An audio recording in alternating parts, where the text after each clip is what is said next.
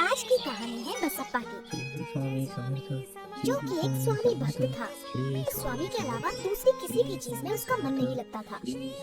बसप्पा दिन भर स्वामी का नाम जपता रहता।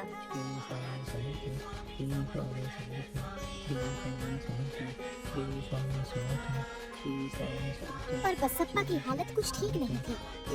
बसप्पा के घर में 2 वक्त की रोटी के भी लाने पड़े थे। बसप्पा की पत्नी उससे हमेशा कहती थी, आपके स्वामी आपकी स्थिति नहीं बदल सकते, आप क्यों हमेशा उनका नाम जपते रहते हो। पर इस बात का बसप्पा पर कोई असर नहीं होता। वो तो बस स्वामी के नाम में खोया रहता।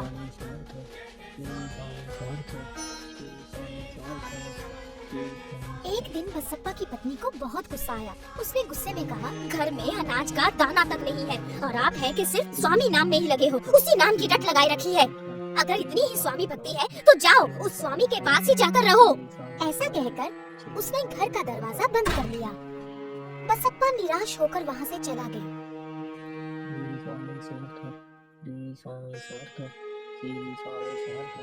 चलते चलते बसप्पा जंगल में आ पहुँचे। चलते चलते भी बसप्पा स्वामी नाम का जाप कर रहे थे। बसप्पा विश्राम करने के लिए एक पेड़ के नीचे बैठ गए। तभी उन्हें आवाज आई, थक गए बसप्पा, चलो उठो। बसप्पा ने पीछे मुड़कर देखा तो साक्षात स्वामी महाराज खड़े थे। बसप्पा ने उनके पैर छुए और बसप्पा ने उनसे कहा, धन्य हो गया मैं प्रभु, धन्य हो गया। तुम इधर जंगल में क्या कर रहे हो? स्वामी, आप ही मेरी मंजिल हो, आप जिधर जाएंगे उधर ही मैं चलूंगा, मैं आप ही के साथ रहूंगा स्वामी। अरे, पर तेरी पत्नी तेरे घर पे इंतजार कर रही होगी, जा तू अपने घर जा। नहीं, मैं आपके साथ ही रहूंगा स्वामी। ठीक है, ये चल।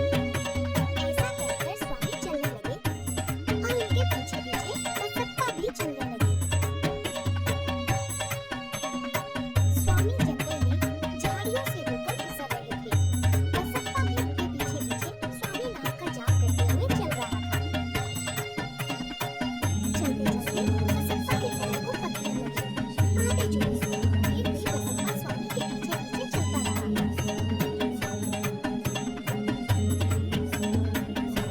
अब स्वामी एक जगह आके रुक गए।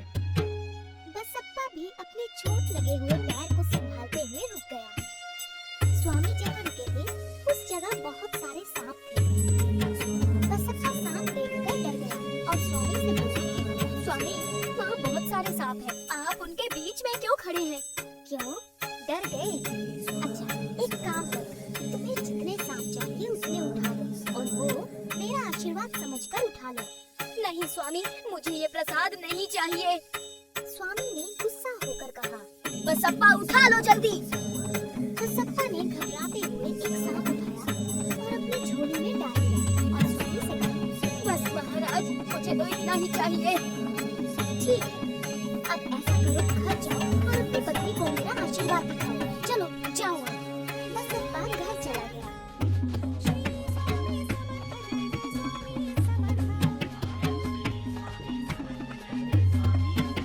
घर पहुंचने पर उसने सोचा, स्वामी का आशीर्वाद मैं अपनी पत्नी को दिखाऊंगी तो कैसे दिखाऊं?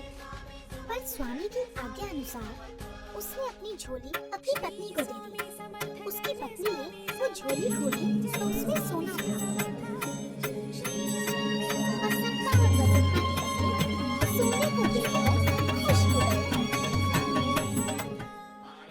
अगर आपको ये कहानी पसंद आई तो लाइक कीजिए, शेयर कीजिए और सब्सक्राइब कीजिए। और हाँ, चैनल से जुड़ी लेटेस्ट अपडेट्स के लिए बेल बटन दबाना मत भूलिएगा।